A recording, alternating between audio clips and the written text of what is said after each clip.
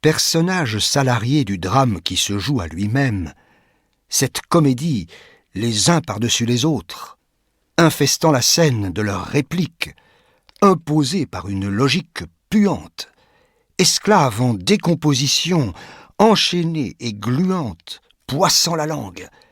Si un cri véritable la fleurit, et qu'on détache les chemins qui rongent les ailes de ses mains, la parole, non immédiatement dite, sèche sur la branche du corail liquide,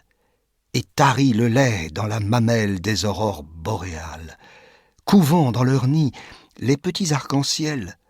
impose la liste des acteurs à l'échelle tressée avec l'écheveau de ses cheveux bruns, l'amour, les raisons mendiantes,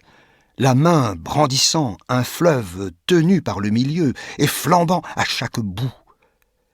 la gerbe des légumes brisés de fatigue d'avoir couru 2 lièvres à la fois, sur le lac, claquant au vent, attaché aux racines, le roi, la reine, les valets,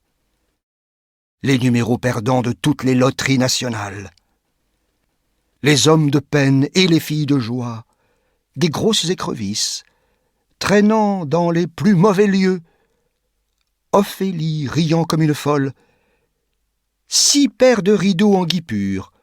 cousus au marbre de la table de dissection du vol de la première hirondelle vue ce printemps. Et les pleurs d'une petite fille coquillage, les persiennes que l'on ferme au nez du soir, venant manger sa soupe, l'ennui,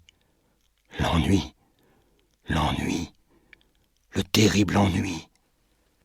Et le bouquet de fleurs, accroché à l'archet du cou du pigeon, tombant du plafond à pic au centre de la roue de la roulette. Moulu, trituré,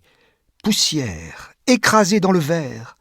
si là, accroché à la pointe du couteau de la palme pincée de nuages roses dorés, étalé par son doigt sur l'œil bleu, cloche orpheline des heures,